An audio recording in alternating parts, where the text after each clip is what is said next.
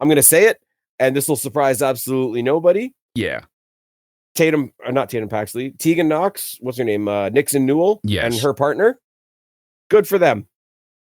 They might not get another gig after this. They saw something that was offered up in front of them, and they said no, thank you, and they walked away, and they set all the AEW fans' heads on fire. Yeah. By looking at an offered deal and saying no, thank you.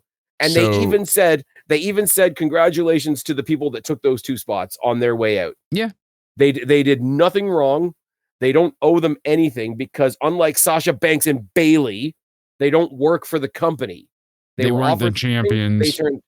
They weren't the champions. They weren't refusing to do business. Exactly. And it wasn't a 3-minute match. The whole segment was 3 minutes. The match was 1 minute and 50 seconds. This is the thing. And the thing about it is now is all the AEW media team, i.e. the wrestlers that work for ROH that don't want to be on ROH anymore. Is like, well, some of us will be glad for 3 or 4 minutes. Fine. Yeah. You can be glad for 3 or 4 minutes. What's her name? Hyon and Wuhan or whatever the fuck they were that went and took the places. I don't know the names because I don't care. It's Maya World and Your Maya World and Hyon. Your World. Anyways, and you know what?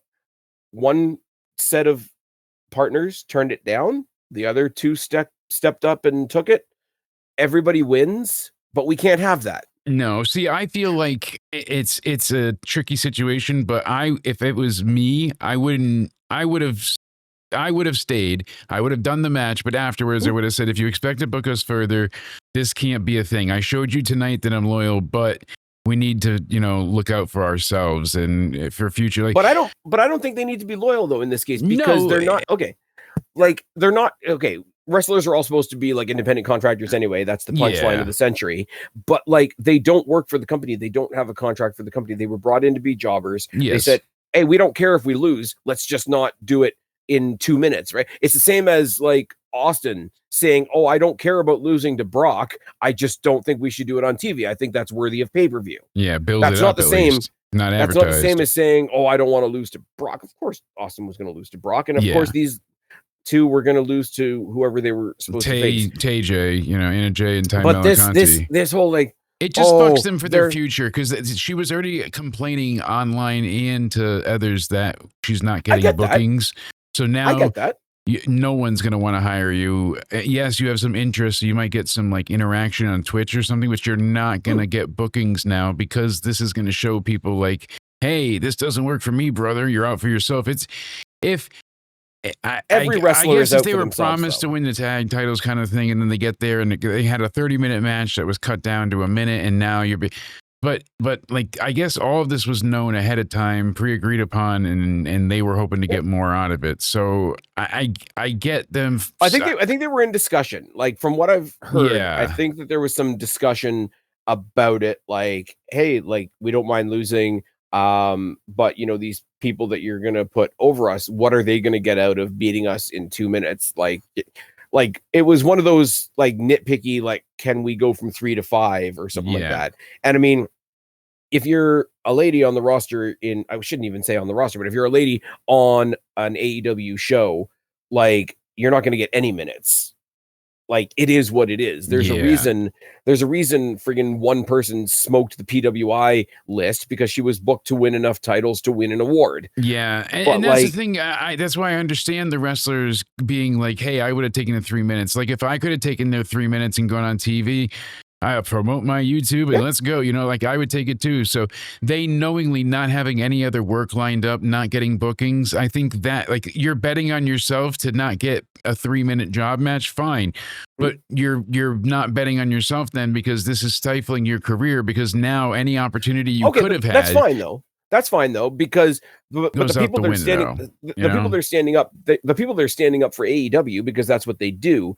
They don't care about what these 2 are doing after this match. They're not saying, "Oh, we should give you this advice because it's going to be better for your career." They can't fathom the fact that somebody said no to the fake utopia that is AEW. Oh yes, that is a totally. See, I'm being reasonable in my arguments. I can't. I should apologize. I'm not being a sicko.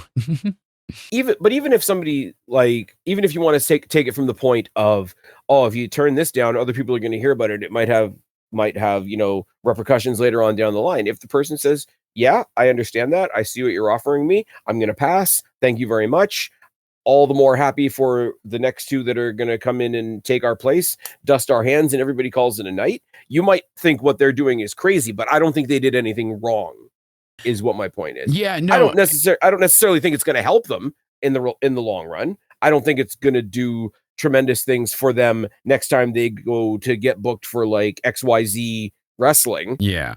But so, that's not what the mob is going for. I don't you should be happy that the great AEW even looked at you. Like, fuck off. Yeah, that's I see, that's the point I agree with. And anyone saying like, how dare you say no to Tony? And then the girls are like, there's no heat. And then the AEW side is like, yes, there is. You never know for sure, but long and short of it, I genuinely feel like they didn't do anything wrong.